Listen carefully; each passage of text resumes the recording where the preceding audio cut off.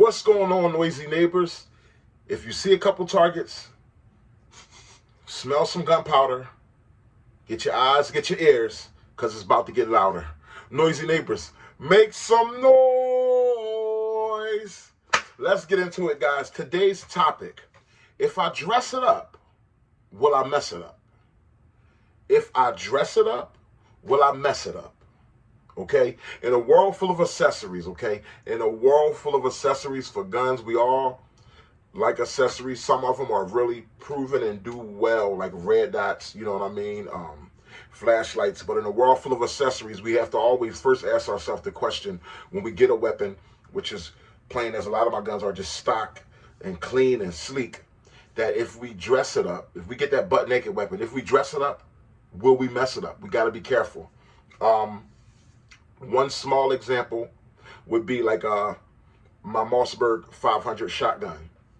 I'm not going to take it off the wall right now, but most of us know that there's a button you have to push on a Mossberg shotgun to rack the firearm. Well, when I put this tactical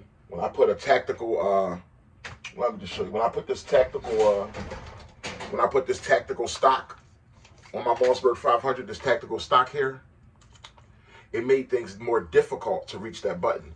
Here's the button I'm telling you about. This is a button on the shotgun you have to push on the Mossberg in order to be able to rack the shotgun. Okay. When I put this, which I still work with it, you know, but when I dressed it up in a light way, I messed it up in a small way. Because now to reach this button here, the button's on this side, okay? So to reach that button, I have to do it when I'm here. I can't do it when it's at my shoulder because this handle, this grip, this pistol grip is in the way of my thumb. It hinders my thumb from being able to rotate to get to that button. I have to take it off my shoulder.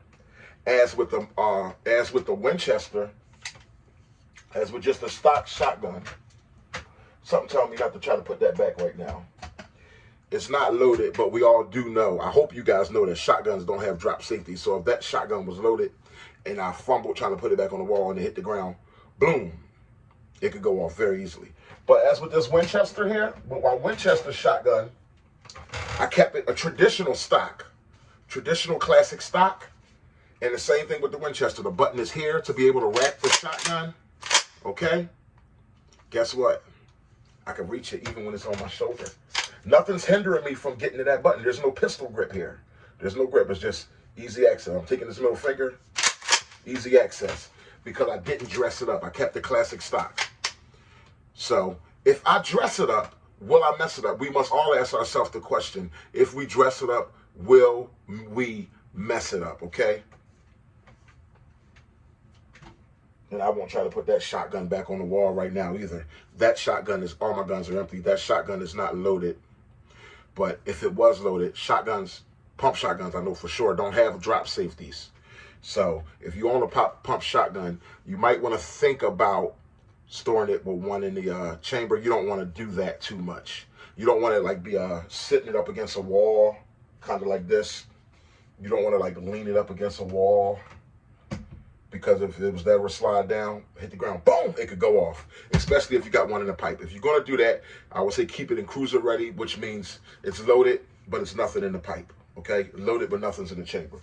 That's just a side story. But bulky flashlight. Some people put a flashlight on a firearm, but it's in an area on their AR or on whatever firearm, you put a flashlight on it, but it's too bulky. Sometimes a flashlight is too big. It could be a little small gun. The flashlight could be too big, too bulky. Okay? In that case, you dressed it up, but you messed it up. You know what I mean? So we have to consider all these different things. I also know the VR-80 it's a shotgun by Rock Island Armory. You ever seen that cute little stock? It's like a triangle, and it has like a hole for you to put your thumb through. It's like a grip. It's like a fancy stock. If any of you know familiar with the Rock Island Armory VR-80, the one that's shaped like a triangle back, it's really weird. You hold it. But when I picked that up and I held it, and I'll probably post a picture of me holding it on here, I noticed that stock keeps me from getting to the button. The same as the tactical stocks. They all make it a little harder to get to that button. Like I said, you can rack them when they're not on your shoulder, but once they're on your shoulder, you can't rack them in that type of way, okay? So If I dress it up, will I mess it up? We all know that magazines are very dependable, but when you start talking about those big drums, a lot of people putting the big 50-round drum on a little Glock pistol, you know, you adding weight to it. Are you dressing it up or are you messing it up? Some people put the 100-round drum. I mean, it looks fun. I mean, it's for fun purposes. Big 100-round drum is like the titty drum. It's like a big circle and a big circle, and then the maggot connects in the middle here. Call it like the double titty drum, 100 rounds. I mean, how many of those can you carry around? How many of those can you put on can you fit into your plate carrier pouch? You know what I mean? So, I mean, in some cases, we got to ask, if I dress it up, will I mess it up? You know what I mean? There's a few examples out there, guys. Remember the day that we used to have, I mean, when you get a firearm, how about let's master the gun? Let's talk about this. For me personally, I like to use iron sights. I'm a little old school. I wouldn't mind a red dot on my pistol, but sometimes I think about, if I dress it up, will I mess it up? Will a red dot make going to the range too easy? Will it make hitting the target too easy where it's not as fun as it was before? It's kind of like a video game when you got the cheat code. Before you know, you kind of get tired of the video game, burn out of the video game because you got the cheat code. You're getting right to the end of the game. You don't even really want to play it no more. You know the code to get right to Mike Tyson and fight Mike Tyson. Like the old Mike Tyson punch-out joint. Boop, boop, boop, boop. They'll go a little old school. I think it was like 007, something, something, something. I forget. But, you know, it's like a cheat code. It's like, I'm fine with it. I do want a pistol or two, maybe, with the red dot on. You hear my dog going off? I don't know if he hears me or he hears something, but that's all right. You know what I mean? He's holding it down right now. He's doing what he's supposed to do. See, he got my back. And so does my girl pet. But anyway, getting back to it. Will a red dot make things too easy? Or would I just rather, it's like riding a bike. For me right now, I wrestle with that mentally. Do I want to ride it? I like riding a bike, but do I want to ride it with training wheels? It's like, dang, now I can't even fall. You can't fall. You know, you can't fail. You know what I mean? Red dot, you can't fail as far as on the pistol. Who wants to fail when it comes to life and death? So I wouldn't mind having a pistol, a red dot on maybe one or two pistols, you know what I mean? And my opinion might change in the future. But if I dress it up, will I mess it up? Am I having more fun in the range with the irons and really challenging myself like you just see me in the tournament, challenging the different things I could do? By using iron sights, I'm challenging myself, you know? So I feel as though in that case, if I dress it up, for me personally, I mess it up. I'm not judging you guys. Also, remember the days we used to have to outgrow our clothes?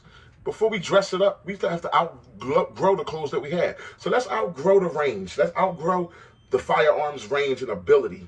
Let's outgrow what the firearm could do before we start adding on. Let's find out all that it could do the way it is before we start adding on, you know, accessories. Because sometimes we could be dressing it up and we messing it up. We don't even need some of the accessories. We just throw it on.